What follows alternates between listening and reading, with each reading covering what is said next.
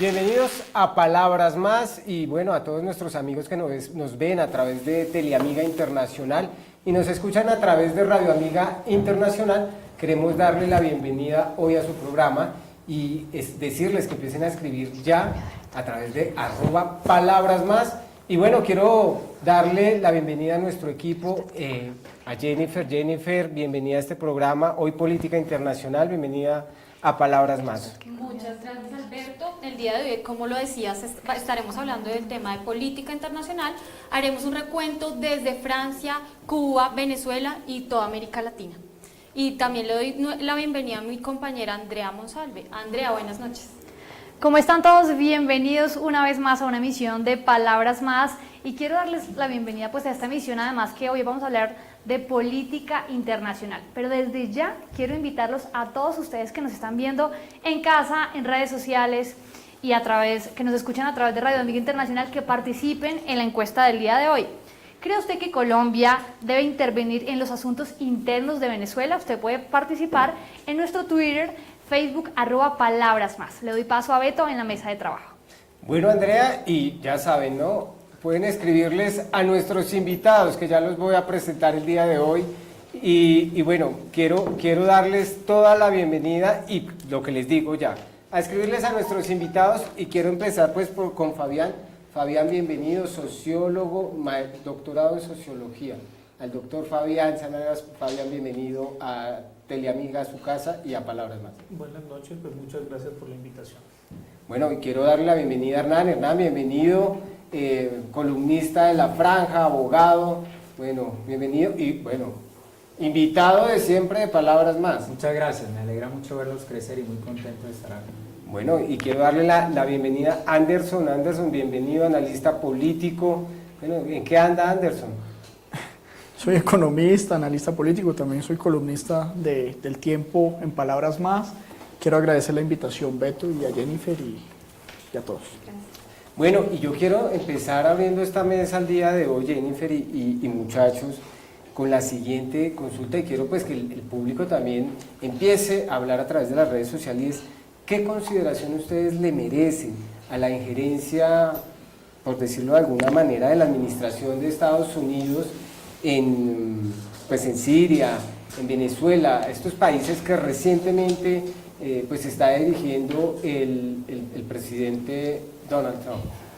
Bueno, pues Donald Trump claramente se dio cuenta que no podía ser tan proteccionista ni tan nacionalista como lo anunció en campaña, y evidentemente en su viaje anterior, antes de pasar por la OTAN y por el G7, claramente definió el eje del mal en términos de Siria, por supuesto Rusia, contra Israel y por supuesto los aliados que están conmigo y no están contra mí. Entonces evidentemente bien, y obviamente Arabia Saudita. Entonces al unirse y al tener un discurso clarísimo en los Emiratos Árabes y al dirigirse de una manera muy clara, favoreciendo por supuesto a los sunitas, el mundo chiita queda del otro lado.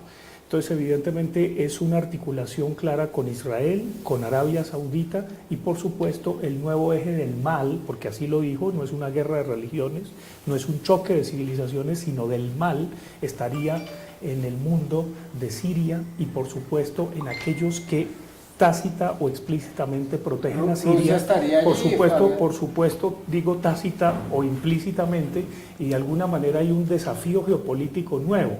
No es gratuito, y qué pena adelantarme, pero sé que lo vamos a tocar, no es gratuito que haya habido tanto protagonismo y que nos haya sorprendido, y creo que va a haber Macron para rato, en términos de su intervención en el G7 y de hablar, pero no solamente hablar, sino recibir en Versalles a Vladimir Putin, diciéndole, un poco poniéndole los puntos sobre las íes de una manera muy gentil, muy amable, muy seductora, pero al mismo tiempo posicionándose, o usted está aquí o está del otro lado. Bien interesante cómo se reorganiza la geopolítica mundial. Y hablan también, ¿no? Hablaban, Hernán, por ejemplo, esta semana de algunos archivos secretos que iban precisamente que estaban manejando, o que se está manejando entre Rusia y los Estados Unidos. Bueno, Beto, pero antes que eso yo sí quisiera mencionar que, sin entrar a defender el gobierno Trump, sí encuentra uno que el mundo va hallando en ese gobierno, en esas decisiones, una especie de policía del mundo y una especie de sustitución o salvavidas a lo que no está haciendo, por ejemplo, Naciones Unidas. Y su Consejo de Seguridad no está funcionando, el gobierno de Estados Unidos empieza a convertirse como en esa vía por donde los países empiecen a tocarle sus puertas, tanto en Medio Oriente como en América Latina, por ejemplo, en el caso concreto de Venezuela. Es decir, que usted ve que Estados Unidos es la que está protegiendo todos estos países o todos estos... Pues por lo menos hace tipo de declaraciones distintas a las que salen de Naciones Unidas. Un punto de ejemplo en esto es que el Consejo de Seguridad estuvo en Colombia y pasó de largo y no hizo un solo pronunciamiento sobre el tema Venezuela, por ejemplo. Entonces, cuando los organismos llamados a defender los derechos humanos de las personas en todos los países del mundo no operan, son ineficientes, pues empiezan a encontrar este tipo de salvavidas en actitudes y acciones como las del gobierno Trump. Anderson, salvavidas, habla Hernán. ¿Usted está de acuerdo en que el Estado o el gobierno estadounidense es de salvavidas? No,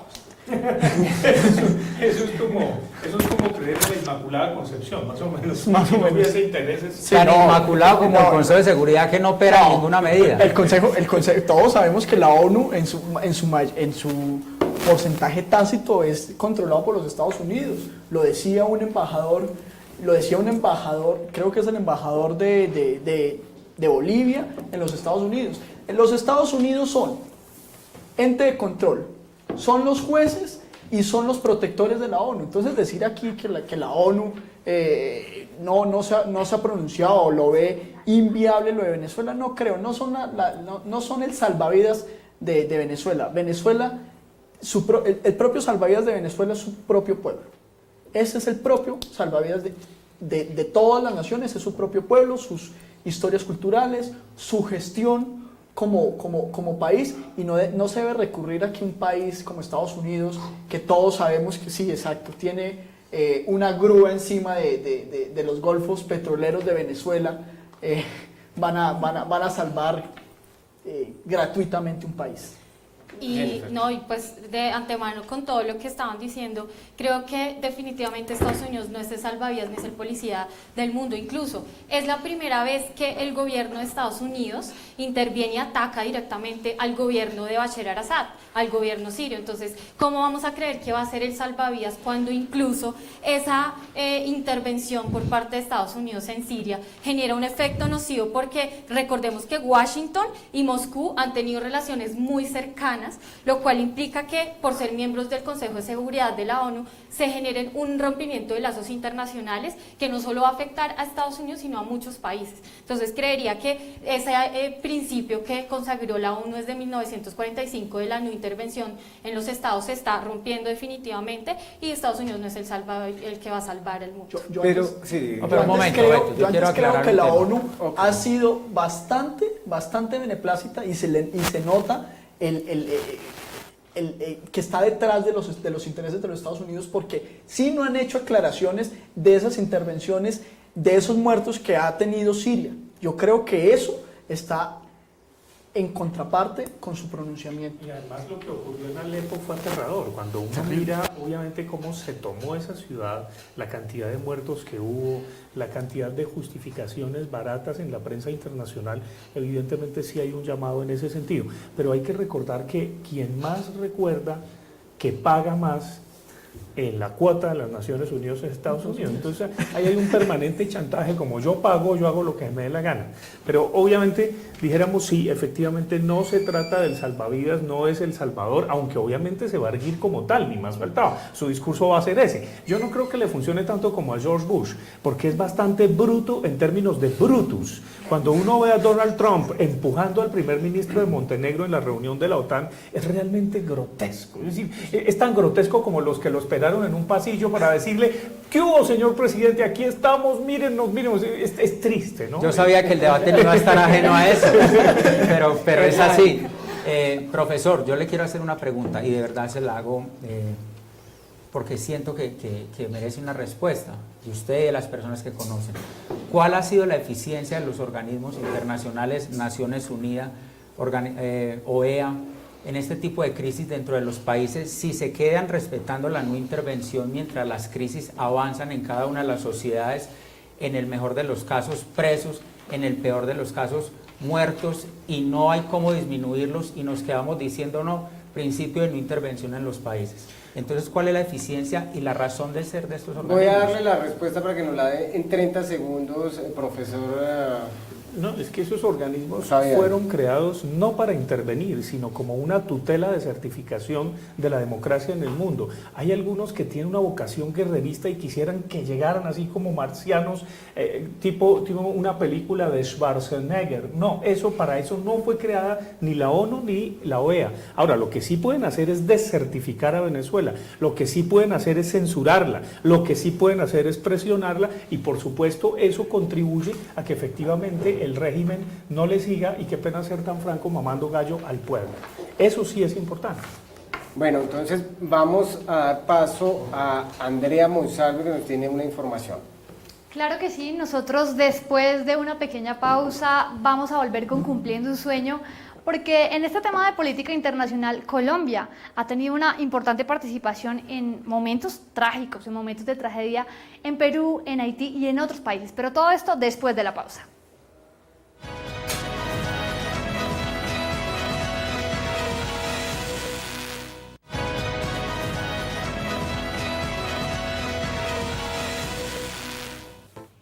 Bueno, y como vieron en Cumpliendo un Sueño, pues vienen diferentes y hay diferentes ayudas que se le da a las naciones, y ahí sí sería válido intervenir.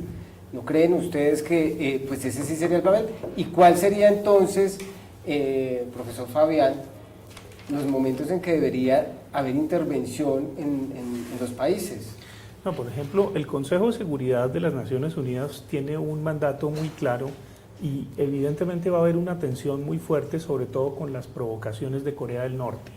Me parece que ahí evidentemente hay un consenso, y creo que en ese sentido Donald Trump, aunque echó un poquitico de para atrás, fíjense que su táctica, uno pensaba ya va el buque y ya los van a bombardear. No, de todas maneras la cosa no puede ser tan directa, entre otras cosas porque tiene a Japón ahí, y entonces usted no puede simplemente ya intervenir China, evidentemente, y estar, además es un contexto bastante cínico, está recibiendo al gran líder chino, lo recibe en su magnífico mundo caribeño gringo, y entonces evidentemente están probando yo no sé qué chocolates, y le dice estoy bombardeando Siria. Eso es una cosa también bastante cínica del presidente Trump, un poco mostrando el poderío. Por supuesto, el líder chino ni se inmuta y está ahí.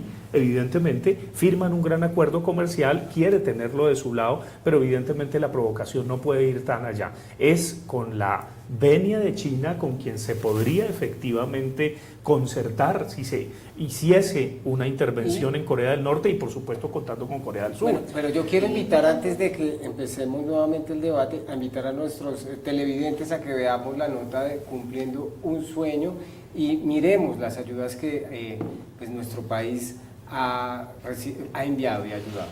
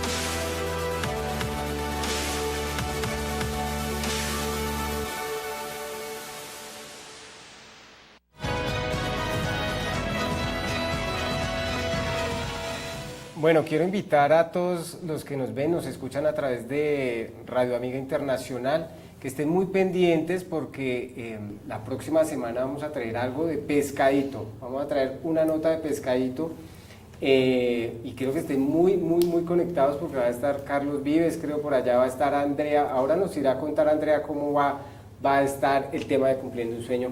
Y Jennifer, estábamos hablando pues precisamente dónde tiene que hacer injerencias el Estado, hasta dónde llega. Jennifer. Claro, Alberto, precisamente frente a lo que decía Fabián, es importante recalcar que en el campo del derecho internacional las incursiones armadas siempre se han visto truncadas y siempre se han visto limitadas por parte de los estados porque el límite es la ayuda humanitaria, como lo vimos en Haití cuando Colombia prestó una ayuda humanitaria importante, pero sin embargo esas prácticas han sido utilizadas por potencias tales como Estados Unidos, Inglaterra, para justificar y para poder obtener beneficios y réditos económicos. Entonces quería también hacerle una pregunta a Hernán. ¿Usted cree que Colombia debería tener un papel más activo en la crisis que está viviendo Venezuela? Pero por supuesto, está quedadísimo Colombia con lo que está pasando en Venezuela. Está quedadísimo en denunciar los atropellos que están sucediendo. Está quedado en rechazar cuando deportaron toda la serie de colombianos que fueron miles. Está quedado en poner en alto la voz y recibir a los opositores, como lo denunciaba esta semana Lilian Tintori, decía, el presidente Santos no me ha querido recibir. La han recibido todos los líderes internacionales, Juan Manuel Santos no, porque cuando habla, cuando dice, cuando asoma la cabeza, como se dice, entonces sale el amigo Maduro y le manifiesta, si usted sigue diciendo eso, yo le saco todos los secretos del proceso de paz. ¿Cuáles son? Entonces el gobierno de Colombia le hipotecó las relaciones internacionales a Maduro sobre pretexto de la paz y colaboración de la misma. Yo sí quiero yo quiero señalar que esa es una visión. No, mire, profesor, desmiéntame en lo que yo estoy diciendo, porque eso lo dijo Nicolás Maduro y el gobierno de Colombia inmediatamente bajó el tono frente a eso. Yo sé que Maduro dice esas cosas así como dice que Chávez le habla en forma de pajarito, pero eso es una visión muy anecdótico. Esa es una visión telenovelesca de las relaciones internacionales. Yo creo que evidentemente las relaciones internacionales no se pueden manejar como el anterior presidente de camisa en guayabera blindada que teníamos y decía yo le declaro la guerra. No, ese tipo de manejos en las relaciones internacionales no se pueden hacer. A mí me parece, con todo respeto, que tenemos una cancillería, que tenemos una diplomacia. Evidentemente ha habido las notas de protesta y todo ese tipo de cosas débiles, lo comparto, fíjese, yo estoy de acuerdo con usted, creo que debe haber manifestaciones de mayor firmeza en pro del pueblo venezolano, pero sobre todo hay que mostrar cómo el pueblo venezolano está harto. Es que con el asesinato de este niño violinista definitivamente a todos nos dolió y no podemos permitir, eso es muy importante, porque en un año tenemos elecciones en Colombia y va a haber algunos que se van a montar con el tema de la identidad nacional y nos van a armar guerra contra los venezolanos. No, el pueblo venezolano no tiene la culpa del tirano que tienen. Y es un tirano, eso no tiene la menor discusión. Ahora, yo entiendo los canales diplomáticos, entiendo el proceso de paz, pero que Maduro diga que va a sacar los secretos y que la gente se crea eso, es tan chistoso como creer que Juan Manuel Santos, quien es un empresario liberal, sea apodado de castrochavista. Pero yo quiero porque salgámonos de, es decir, no quiero que nos salgamos pero un poco permítame del tema la réplica. Ya, por supuesto, pero salgámonos un poco de las anécdotas del pajarito, de lo que se dice, sino hablemos realmente sobre la diplomacia, qué es lo que se debería hacer en el tema. Estábamos hablando precisamente de Europa, por eso lo tratábamos de llevar a Europa para que no se generara este tipo de sentimientos, sino que tratarlo de ver no tan apasionadamente. Entonces, pero es que miren lo que hace Macron, un ejemplo de diplomacia, pero un ejemplo de réplica para hablar y un ejemplo de diplomacia.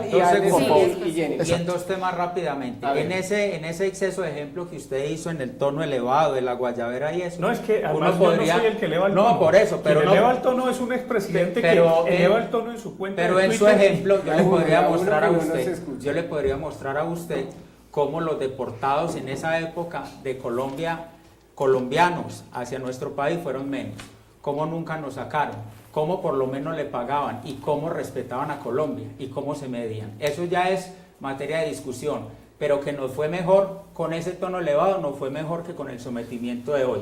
Uno. Dos, cuando usted me dice que hay una diplomacia, por supuesto, un exceso de diplomacia. No de Carriel. No, no un de exceso Carriel, no de diplomacia. Carriel, porque es que la Usted anterior sigue anecdótico. fue diplomacia, no, pero es que fue, No, fue pero es que- patética. pero- es que fue de pura Pero- República Bananera. yo quiero- Ay, fue, pero me fue de pura preguntan. República Bananera. No, usted insiste en esa materia. No, es y que yo daba tendría pena. que sacarle la Yo cifra. le pregunto Pero pena que- cuántos embajadores colombianos del gobierno anterior hablaban el idioma del país donde iban. ¿Cuántos? No, pero es que es patético. Pero Vamos a darle pero- espacio a este. Yo creo, yo Sí. no. Es que hablan un Profesor- inglés profesor- avanzado, la lamentable. pregunta Démosle la es- palabra la a pregunta Anderson es, para que ¿cómo- tengamos una tercera visión. O somos más afrancesados o nos hacemos respetar más. Pregúntele al país cómo se sentía más. Anderson, Profesor Anderson y Hernán. Jenny. Yo encuentro en las dos posiciones grandes fortalezas pero grandes debilidades. Sí creo que el presidente como premio Nobel de Paz y como una persona abanderada de la paz debe llevarle un mensaje al presidente Maduro de sentarse a hablar con las diferentes posiciones, ¿sí? Porque eso fue supuestamente el proceso de paz, sentarse a hablar con diferentes posiciones del gobierno. Pero también encuentro en la posición de Hernán Cadavid que es que el gobierno anterior, el gobierno del el gobierno de Álvaro Uribe, Del expresidente. se me Es que aquí tenemos Sí, una exacto. maña feroz Correcto. de seguirle diciendo lo que no es al que ya fue. Y- No, del y de expresidente. interrumpir a Uribe. las personas que Sí, están no, hablando.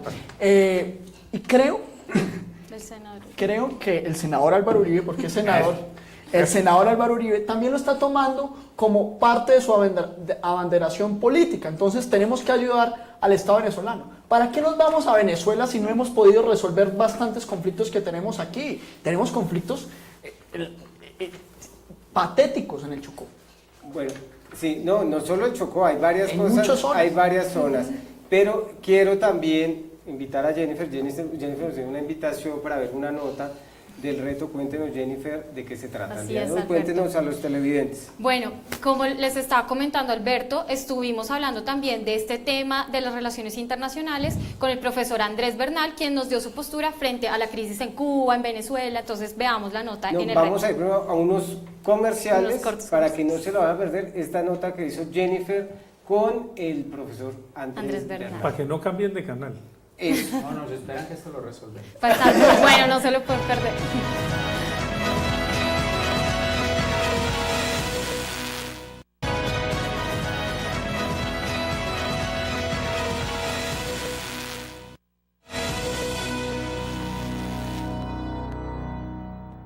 Porque cree que el pueblo de Venezuela todavía sigue precisamente afectado por esa crisis institucional. Nuevamente, Jennifer, y volvemos a este principio de autodeterminación de los pueblos que a veces incluso se convierte, digamos, como en un seguro también para los estados, o no más que un seguro, se convierte también en una barrera para la injerencia o, digamos, intervenciones de otros países. Y eso está bien, pero a la vez también genera problemas o cierta colisión de derechos. ¿Por qué? Porque en el caso venezolano, lo de Maduro, digamos, la represión del gobierno venezolano frente a las protestas no es nuevo. Esto viene desde hace varios años atrás, e incluso desde que gobernaba Hugo Chávez. Lo que pasa es que en el medio internacional y en el marco normativo del sistema internacional se requieren que unos procesos suban y escalen las instancias, ¿cierto? Entonces, nuevamente, ya ha habido presión por parte de los países miembros de la OEA a tal punto de querer activar la Carta Democrática contra Venezuela. Y nuevamente, Venezuela decide optar salirse de la OEA y ahora esto se lleva a otras instancias internacionales, instancias como la Corte Penal Internacional. Luego de la muerte del líder cubano Fidel Castro, ¿cuál cree que va a ser el papel que va a cumplir Cuba ante la comunidad internacional? Bueno, primero que nada recordemos la visita del entonces secretario de Estado John Kerry a la nación cubana, un hito de hace 50 años que solo se volvió a ver en la administración Obama. Y en este se anunció el levanto del embargo económico y una serie de reformas que permitirían sería la apertura de Cuba nuevamente al continente tanto americano, latinoamericano y centroamericano. Pero una vez con la administración Trump, eso ha quedado en ascuas, se ha quedado en un stand-by. La pregunta es nuevamente en qué anda Cuba. Cuba de una u otra forma ha estado aislada de la comunidad internacional política y económicamente durante mucho tiempo. Y lo que le corresponde ahora es nuevamente restablecer relaciones, volver a buscar amigos y volver a buscar, digamos, socios estratégicos que le permitan volver a ser de una u otra manera un actor relevante. Profesor Bernal, ¿cuál cree que fue la razón por la que llegó al poder el presidente Macron, siendo que Francia ha sido un país muy nacionalista? ¿Cuál cree que fue esa razón por la que no llegó Marine Le Pen? Marine Le Pen y Macron se enfrentaron no solo dentro de Francia, sino dentro de un marco más grande, que era la Comunidad Económica Europea, la Unión Europea, que ya había sufrido un primer golpe con la salida del Reino Unido de la Unión Europea. De haber ganado Marine Le Pen, ella ya lo había anunciado, también saldría de la Unión Europea, y eso hubiese sido la estocada de muerte para la Unión Europea. Ahora, la presión internacional no solo es a nivel francés, sino también a nivel de toda Europa. Y en eso confluyen muchos factores. La gente prefería a Macron que a un destino incierto con Le Pen. De todas formas, los franceses tienen sus formas de votar y en ese sentido, como les digo, los factores influyen a nivel nacional y a nivel internacional.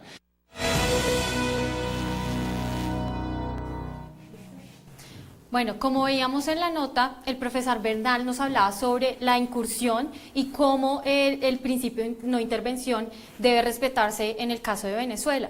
Pero quiero preguntarles, frente a ese principio de no intervención, en especial al doctor Sanabria, ¿usted cree que ese principio de no intervención incluso se debe respetar ante graves vulneraciones de derechos humanos, o cuál es el efecto de dicho principio? Por supuesto, para eso hay instancias internacionales. El mismo profesor Bernal lo señalaba como la Corte Penal Internacional. De lo contrario, cualquiera se creería el salvador del mundo y podría intervenir donde quisiera, como en recurrentes episodios lo ha hecho Estados Unidos de América, creyéndose el redentor de la humanidad. No, me parece que esas instancias hay que respetarlas. Eso forma parte de las repúblicas democráticas en el mundo, a pesar de que unas sean más bananeras que otras, más patéticas que otras, indudablemente, y tengan tiranitos que se vistan con la camiseta de demócratas o se ensudaderen con la bandera de su país. Eso poco importa, pero efectivamente yo creo que esas instancias de respeto son importantes. Una pequeña glosa sobre Cuba. Yo creo que Cuba está llamada a entrar en democracia, a abrirse al mundo. Es triste esos puntos suspensivos con la administración Trump, pero creo que si un discurso va a pasar a la historia, en unos años lo veremos, es el discurso de Barack Obama ante los jóvenes que lo recibieron, y en donde él claramente les hablaba de libertad, de comercio, de apertura. Yo creo que a Cuba le convenía más que a Colombia los diálogos de paz en Colombia. Y precisamente yo quiero conocer de ustedes, los de Hernán y de Anderson, ¿para dónde va Cuba? ¿Qué le espera a Cuba? Porque digamos que ahí no hay, es decir, ha sido independiente un poco, pero pues ahora ¿qué va a pasar con Cuba? Tuve la fortuna de conocer Cuba, de vivirla, de estar, de escuchar, de sentir a las personas más allá de lo que le pueden a uno manifestar y contarle. Cuba es una incertidumbre, y para mí Cuba sí es el verdadero eje del mal, por lo menos en América Latina. Las conexiones, lo que busca Cuba, lo que direcciona hacia América, Ecuador, Venezuela, Colombia, que es su objetivo, así suene risible, hoy suena risible, es su objetivo. Cuba, mire, el profesor se ríe, pero yo quiero escucharlo, ahorita, para que podamos recibir. yo quiero escucharlo ahorita cuando ese eje que se ha trazado desde Cuba, desde Venezuela hacia Colombia, empiece a dar los frutos como los está dando efectivamente. Bueno, recuerden también en redes sociales seguirnos, escribirnos a nuestros invitados del día de hoy, @palabrasmas con WS.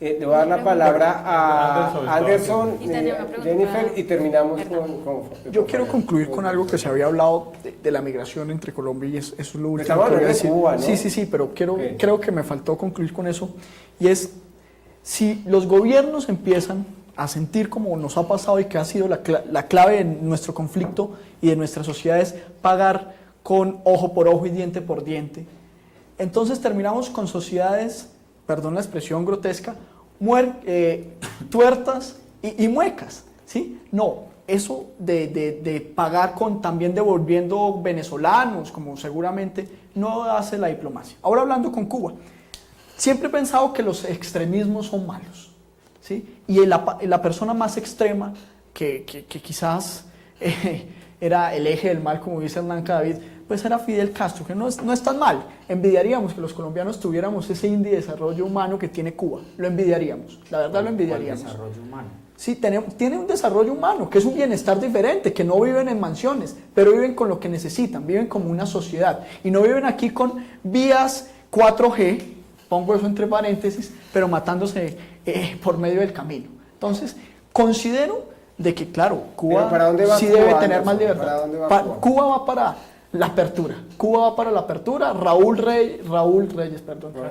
Castro, no sé en quién estaba pensando. Raúl Castro. Son parecidos, Yo creo que sí. de la misma. Sí, seguramente. Raúl Castro es una persona un poco menos sentimentalista y menos teórico que como es Fidel Castro. Y creo que Cuba va pues lentamente hacia una apertura económica y hacia unas relaciones diplomáticas con los Estados Unidos bastante firmes que ya lo Jennifer, Fabián y paso a Hernán. Sí, no, frente a lo que decíamos de Cuba, ¿qué va a pasar después de que ya murió el líder Fidel Castro? Cuba está marcada precisamente por esa etapa de post-castrochavismo, sí, perdón, corrí. Postcastrismo, sí, postcastrismo, pero también con relaciones castrochavismo, Venezuela el próximo programa, ahí vamos a tener que es todo un programa. Pero también Castrochavismo. post-castrochavista, porque recordemos que Castro tuvo muy buenas relaciones precisamente con Hugo Chávez. Pero la pregunta que iba dirigida para Hernán era precisamente si cree que el régimen cubano va a seguir luego de la muerte del líder cubano. Paso a Hernán y después recoge profesor. Mire, yo resumo de la siguiente forma. Cuba tiene destruido por completo el aparato productivo, no existe. La inversión es ajena por vocación del sistema que implementaron. Ha vivido el subsidio, vivió el subsidio de la Unión Soviética, lo reventaron, ya no hubo más. Luego ha vivido el subsidio de Venezuela, Venezuela está reventado, ya no tiene más. Dígame, ¿a dónde va a buscar Cuba? Sin inversión, sin aparato productivo, ¿de dónde se va a sostener? A mí se me parece Fabián, esperemos porque Fabián va, el Miren, profesor Fabián va. hay dos momentos que para mí fueron muy significativos de Cuba, y también conozco Cuba, obviamente. Y son la visita de Juan Pablo II a, evidentemente, Fidel Castro, y de Benedicto XVI a Fidel Castro también. Y ahí yo me dije, no hay Vaticano posible ni Cuba que valga. Es decir, a partir de ese momento, y sobre todo con la caída del muro de Berlín, ya no hay una centralidad que explique el horizonte del sentido geopolítico en el mundo, ni en el Vaticano, ni en Cuba. Entonces, evidentemente, Cuba está llamada, por supuesto, a ser un Estado, entre otros, democrático, entre otros, y también hay un fuerte llamado, eso lo veremos, ojalá usted haga un programa sobre Francisco y el pontificado de Francisco y sus relaciones al interior del Vaticano, porque eso también se descompone y también se descentraliza. Hernán, y le doy la palabra a Jennifer. Voy a hacer una contrapregunta, profesor. ¿De qué vive Cuba sin aparato productivo, sin Venezuela, sin subsidio soviético, sin subsidio venezolano? ¿Dónde va a sustentar su sistema? Sí, yo estoy de acuerdo con usted en términos de que Cuba es una olla arrocera. Me acuerdo que uno de los ejemplos, que además era triste, Julio Sánchez Cristo lo ironizaba en su emisora hace unos años cuando Fidel Castro se jactaba de regalarle una olla arrocera a los cubanos. No, pero es que pueden tener olla arrocera pero no tienen arroz. Es decir, ahí hay algo muy grave también. Yo estoy de acuerdo y para mí no es la panacea que muchos nostálgicos, ya no del Tercer Reich ni del estalinismo, sino nostálgicos de revoluciones que también están condenadas a desaparecer. Es que por Dios, perdónenme, ¿quién cree hoy en la revolución bolivariana? Es que sí, pero justamente eso es tan patético como creer, no sé, en que el Espíritu Santo atraviesa un cristal sin mancharlo ni partirlo, o que cuando uno es malo porque se masturba va a ir al infierno. No, qué pena, y lo van a zarandear los demonios en un caldero de agua hirviente. Profesor Fabián, no nos salgamos del tema y empecemos de esa revolución bolivariana. Gana es lo que nos están vendiendo en Colombia. Terrible, ¿no? Y es el proyecto político que nos están queriendo no, entregar. No, eso sí es una caricatura. Hay que estar en la telenovela. De a uno, porque si no, no Beto, se escucha. Beto. Topacio, Si no, Cristal nos y los escuchamos. ricos Mire, Y también hay lloran. preguntas de redes sociales, por favor. Pero puedo- vamos a escuchar a los que nos están escribiendo en este momento en redes sociales. Listo. Andrea, Claro que sí, la gente está participando en redes sociales y pregunta @Alejandra a nuestro invitado del día de hoy. ¿Qué importancia tiene para la historia contemporánea que Macron haya ganado de una forma tan significativa a Marine Le Pen? Esta pregunta queda ahí para que nos la respondan después de comerciales. bueno, antes de irnos a comerciales, Andrea, bueno, Le Pen y Macron, es que nos estamos yendo por allá, por otros lados, y estamos es para poder educar al público aquí, o más que educar, no, porque esto no es para generar diferentes visiones en torno al tema. Y quisiera que pasáramos para que no se nos quede por fuera el tema de Francia. Sí, 4 cosas. En primer lugar, es significativo ver en Francia cómo ya las derechas tradicionales y las izquierdas tradicionales se descomponen y están llamadas a recomponerse o desaparecen. Esto lo digo por el partido tradicional de derecha, que son los republicanos, que Sarkozy lo rebautizó como Unidad para la Mayoría Presidencial, pero luego se llamaron los republicanos, y el Partido Socialista del expresidente François Hollande. Evidentemente los dos desaparecieron en las elecciones, y desaparecieron por 2 razones: porque a Hollande no le fue tan bien en el caso socialista, y porque en el caso de los republicanos su candidato único, que era François Fillon, tuvo unos escándalos de corrupción que fueron fuertemente castigados en Francia. Entonces quedaron 2 movimientos o 2 partidos que fueron evidentemente la extrema derecha de Marine Le Pen, la extrema izquierda que estaba a cargo de Jean-Luc Mélenchon, que me hace pensar en un senador de cuyo nombre no quiero acordarme, que critica y hace buenos debates, debo subrayarlo, pero no se puede poner de acuerdo porque cuando Clara López Obregón entra al gobierno, evidentemente es una vendida. Entonces, evidentemente Jean-Luc Mélenchon sería un poco el equivalente a ese senador de cuyo nombre no quiero acordarme, que incide en la mayoría de consejos superiores universitarios de estudiantes de universidades públicas y privadas de Colombia, pero cada quien tiene su clientela, porque yo también le puedo sacar la clientela a la derecha si ustedes quisieran. Bien, y estaba también un nuevo movimiento que se creó a partir del ex ministro de Hacienda de François Hollande, que es efectivamente Emmanuel Macron. Y Macron lo logró.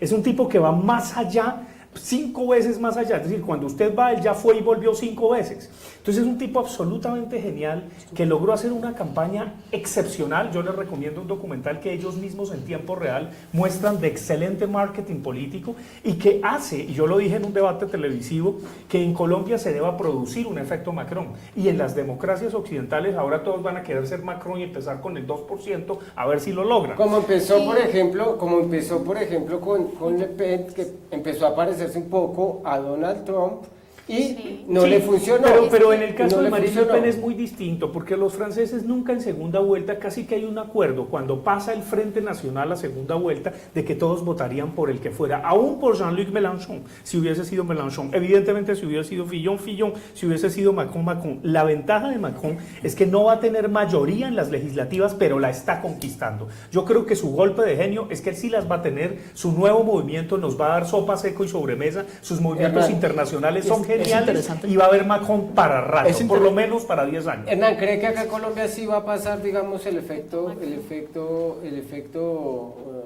Macron o Le Pen? Es decir, que se van a ir a Yo esa no lo- extrema derecha que hablábamos. No, yo parto de decir algo, y por convicción además, yo creo que los extremos son malos en los puntos que sean, de izquierdas o derechas, son dañinos. Ahora hay algo, y es que el país está necesitando, es que, si usted me pone el ejemplo de Colombia, está necesitando es que lo saque de este abismo. Si hay efecto, Macron, no sé, va a buscar es quien lo saque de un desprestigio, de un presidente que es más impopular, 5 o 6 puntos más impopular que un dictador, que un tirano como Maduro. Listo, Hernán. Vamos a ir a unos cortos comerciales, ya regresamos.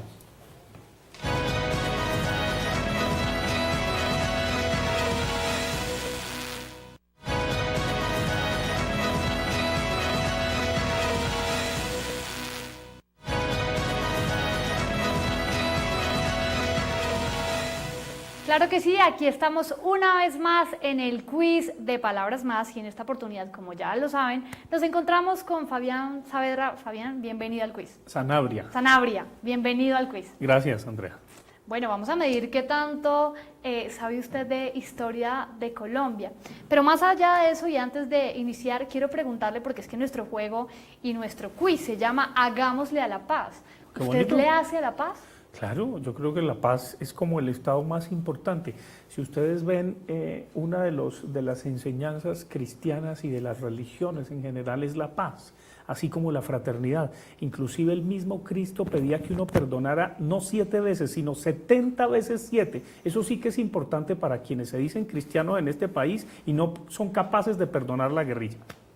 Ok, no, pues completamente. Entonces ahora sí, empezamos oficialmente el quiz en Palabras Más y en Hagámosle a la Paz. Lo primero que le quiero preguntar es, ¿cuál ha sido tu aporte a la construcción de cultura pues, de la paz en la última semana? Mira, estuve en un taller muy bonito en la Universidad Nacional en donde estamos tratando de cambiar topofobias por topofilias. Topofobias son los lugares del miedo, donde la gente no quiere volver porque la sacaron de su tierra, le quemaron el rancho, violaron a la mamá o a la hija, etcétera, etcétera. Y topofilia es un lugar acogedor, grato, en donde uno quiere volver. Ese ejercicio que estamos haciendo sistemáticamente a través del arte, yo creo que es muy importante. Un poco como las tejedoras de Mampuján, pero guardando las distancias, evidentemente, con lo que esas mujeres maravillosas hicieron, tejiendo su dolor en tapices que hoy le han dado la vuelta al mundo. Fabián, a propósito de esta pregunta de qué aporte usted tuvo en la última semana en construcción de paz, cuéntenle a las personas que nos están viendo en este momento desde sus casas, desde internet, redes sociales, qué tan importante es que ellos conozcan precisamente la historia de su país, la historia, esta línea que nos lleva al pasado, que nos hace vivir lo que estamos viviendo y que si no trabajamos en esa línea que venimos trabajando definitivamente, el futuro no va a ser diferente. ¿Qué tan importante es que la gente se informe, conozca de los sucesos de nuestro país, de nuestra historia? No, pues muy importante. Obviamente hay cosas que uno se le olvidan porque no se las aprende de memoria. Por ejemplo, ¿quién estuvo de presidente entre 1918 y 1920? Pero tranquilo que eso es lo que le va a preguntar No, pues ya a eso sí, continuación. es decir, eso es una cosa compleja, pero sí los grandes procesos, las grandes olas de un país, yo creo que hay que saberlas. Claro, lo patético es confundir Gaitán con Galán, porque entonces si hay un niño de bachillerato que confunde Gaitán con Galán, pues si no se sabe 4 presidentes seguidos, va a decir que el actual o el anterior fueron los mejores presidentes de Colombia y tampoco. Y tampoco. Bueno, ahora sí vamos a entrar un poquito más en materia y en esta oportunidad usted va a adivinar el suceso. Yo le voy dando pistas una a una. Si usted la tiene, la lanza de una, ¿vale? Selvas del Guaviare. Estamos hablando de un suceso, ¿no? Rescate de secuestrados. Pero eso fue hace tiempos. Cualquier suceso que se le venga, usted lo lanza. Caballo de Troya. Uy, pero el caballo de Troya, eso es por allá de la antigua Grecia. Pero le estoy Eso es hablando de un clásico. suceso por aquí. Colombiano. Colombiano, Uy, sí, Dios señor. mío. Eso fue la cosa del famoso general que se perdió por allá en un río. ¿Eso fue eso? No, eso no fue en el Guaviare. Sigo Sí, con sí. las pistas. Helicópteros disfrazados de Cruz Roja. Ay, Dios mío. No me vayan a venir ahora con el castrochavismo. Yo sé que por allá ya tienen la respuesta. Última pista. Julio 2 del 2008. 2008. ¿Qué suceso es? Estamos hablando de un suceso. No me acuerdo, yo no me acuerdo muy bien. Hay ¿Qué tantos- operación? ¿De qué operación estamos hablando? Le estoy dando pistas, muchas pistas. Esta no es la operación, a ver, 2008 es la operación Jaque. Claro que sí, Es muy la bien. famosa operación Jaque. sí. Famosa operación Jaque. Ahí vamos. Adivina el personaje. Igual. Primera pista. El Bogotazo. Bueno, pues eso es Jorge Eliezer Gaitán. Por supuesto. Esta fue muchísimo más rápida. Siguiente. Adivina el lugar. Zona de distensión. Silla vacía. Ay, Dios mío, el bendito Caguán, que todos rezamos para que no nos Claro que vuelva a quedar la silla vacía. No el portal, que hay un portal muy bueno de noticias que hace una perspectiva periodística crítica muy interesante, sino que con La Paz no nos quede la silla vacía. Por supuesto, le voy a hacer la última pregunta de este quiz muy importante en nuestro programa y es, ¿cree usted en Dios? Sí, yo creo que Dios es todo. Dios está en todo, absolutamente, hasta en los zapatos que nos ponemos. Porque si Dios no estuviera en los zapatos serían superiores a Dios. ¿Y usted cómo vive a Dios en su día a día? Cuénteme. Yo lo vivo sobre todo con los animales. Si hay un santo católico que a mí me gusta, yo no soy practicante, es San Francisco de Asís y me fascinan los gatos. Si yo veo un gato me pongo a conversar con él y dejo hasta a mis amigos botados por conversar con el gato.